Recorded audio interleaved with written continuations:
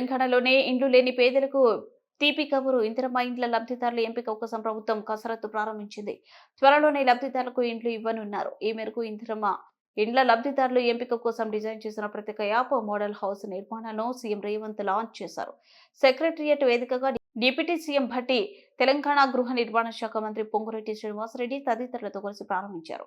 ఈ సందర్భంగా మాట్లాడిన సీఎం రేవంత్, ఈ ఏడాది తెలంగాణ వ్యాప్తంగా 4.5 లక్షల ఇళ్ల నిర్మాణాలు చేపడతామన్నారు. ఇందుకోసం ఈ ఏడాది 22,500 కోట్లు ఖర్చు చేయనున్నట్లు వెల్లడించారు. ఇందిరమ్మ ఇండ్ల నిర్మాణం కోసం ప్రజా పాలనలో అందిన అప్లికేషన్ల ఆధారంగా లబ్ధిదారులను గుర్తించేందుకు మొబైల్ యాప్ సిద్ధం చేసినట్లు వెల్లడించారు. ప్రజా పాలనలో ఎటువంటి పైరవీలకు, రాజకీయ ఒత్తిళ్లకు తావు లేకుండా వచ్చిన దరఖాస్తులను పరిశీలించి ఆర్టిఫిషియల్ ఇంటెలిజెన్స్ ఆధారంగా అర్హులకు మాత్రమే ఇండ్లు మంజూరు చేస్తామన్నారు. సాంకేతిక పరిజ్ఞానంతో లబ్ధిదారుల ఎంపిక ప్రక్రియ చేపడుతున్నట్లు చెప్పారు. తొలి విడతలో ఒక్కో నియోజకవర్గానికి 3,500 ఇళ్లను ఈ పథకం ద్వారా కేటాయిస్తామన్నారు. ప్రభుత్వం అందించే సాయంతో పాటుగా ఆర్థిక స్తోమత ఉన్నవారు తమకు నచ్చినట్లు ఇళ్లను నిర్మించుకోవచ్చని చెప్పారు.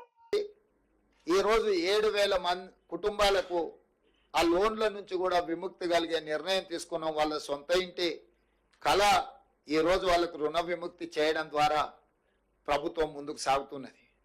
అందుకే ఈరోజు గృహ నిర్మాణ శాఖ మంత్రివర్యులు పొంగులేటి శ్రీనివాసరెడ్డి గారు ప్రజాపాలనలో గ్రామ సభల ద్వారా సేకరించిన అప్లికేషన్లను విశ్లేషించడమే కాకుండా అర్హులైన అందరి వివరాలను కేంద్ర ప్రభుత్వానికి అందించి కేంద్ర ప్రభుత్వం నుంచి రావాల్సిన నిధులను రాబట్టుకునే కార్యక్రమాన్ని చేపట్టడమే కాకుండా ఈ కార్యక్రమం లక్ష్యం ఎంత గొప్పదైనా అమలులో లోపాలు ఉంటే పూర్తిగా ప్రభుత్వ విశ్వసనీయత దెబ్బతింటుంది, పేదవాళ్ళకు అన్యాయం జరుగుతుందన్న ఆలోచనతోటి ఒక గొప్ప లక్ష్యంతో ప్రజాపాలనలో వచ్చిన అప్లికేషన్లను పరిశీలించడమే కాకుండా సాంకేతిక నైపుణ్యాన్ని, ఆర్టిఫిషియల్ ఇంటెలిజెన్స్ను జోడించి ఏ ఒక్క ఇల్లు కూడా అనర్హులకు అందకూడదు, అర్హులైన వాళ్ళకే ఇల్లు చెందాలి అన్న ఆలోచనతో నూతనంగా ఒక యాప్ తీసుకొచ్చి ఆర్టిఫిషియల్ ఇంటెలిజెన్స్ ద్వారా ప్రతి స్థాయిలో, పునాది స్థాయిలో, గోడల స్థాయిలో,